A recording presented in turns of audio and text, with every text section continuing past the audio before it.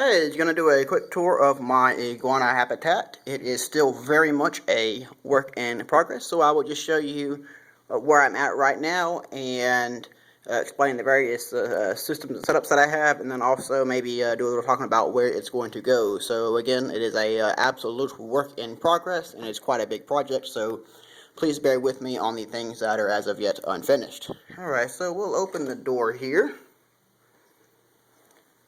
Alright, so my iguanas, and there's one now, they live in this habitat, and it is, I believe, 6 feet wide by 8 feet long by 9 feet in total height. You can see I am working on replicating natural environment here. Okay, now let's talk about the life support systems here. This is right here one of the basking areas. You can see I have 3 lights that provide heat and light. Nothing special about those lights up there. All they do is provide heat and light. Up at the very top, you will see that I do have a fluorescent tube UVB bulb. It's actually not really doing anything. It was just there as a supplement, but it's really too far up, and it's going to get removed because it's not really doing anything. These lights right here are controlled by that timer that you see right there in the middle. Again, all of my wiring is up out of the way, and I have all the wiring run along the tops of the wall here, and all of my timers are plugged into outlets which are externally mounted on the wall. These 3 lights right here, these stay on for the entire day period. They come on at 6:30 in the morning, and they go off at 6:30 in the evening. Alright, moving over towards the middle of the habitat here. This is my other basking area. The middle and the far light bulbs are similar to the ones in the main basking area over there. But you'll see this one on the end is actually a self-ballasted mercury vapor UVB bulb, which also puts out some UVA. The reason that bulb is at this basking location is because of the distance. This main basking area right here does not provide enough minimal distance for the amount of UVB radiation that bulb puts out. With it being right there with the height that it is, it should cover most of this middle section right here. If you look up top there, in between my lights, you will see what I use to manage my humidity in this enclosure. And that fog is ultrasonically generated. I'll show you that in just a second. If we swing over here, that's just a regular fluorescent bulb. All it's doing is providing some ambient light. And right up there are 2 more timers.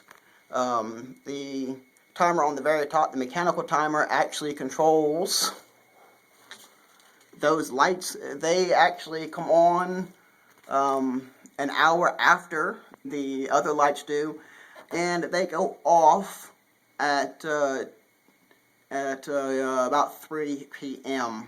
so that the habitat can start to cool more naturally. The digital timer that you see on the bottom controls my ultrasonic humidity generator. Oops, excuse me, guys. Which is right here. This is what actually generates my humidity. If anybody's interested, I will give some more information on that. I cannot praise this little guy enough. It is amazing. But yeah, go up there, and we actually take the humidity from right here where it's generated and send it to the middle of the habitat where it can be evenly distributed. If I didn't do this, the fog tends to concentrate in this area over here, and the relative humidity of the whole enclosure just is not what it should be.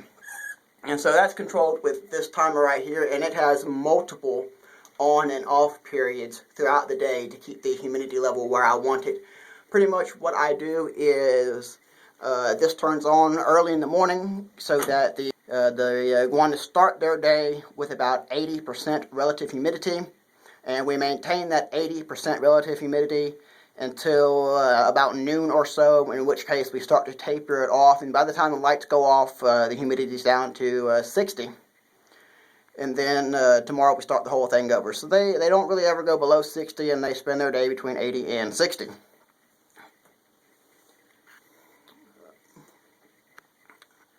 You can see on the walls here, I have some fabric. It actually serves several purposes. One purpose obviously is for aesthetics. And the other purpose it serves is this fabric is actually mold resistant. And with this kind of heat and this kind of humidity in such a small space, that is absolutely a concern that I have. And so you can see that behind the fabric there, I have vinyl stick-on tiles attached to the wall. And then in front of that, I have the mold-resistant fabric. And so right now, that is my defense against mold growth in here. And haven't seen any yet, thank goodness. And if I encounter that, we'll go to Plan B. Come through here, through my maze of vines. That's over there is where they eat.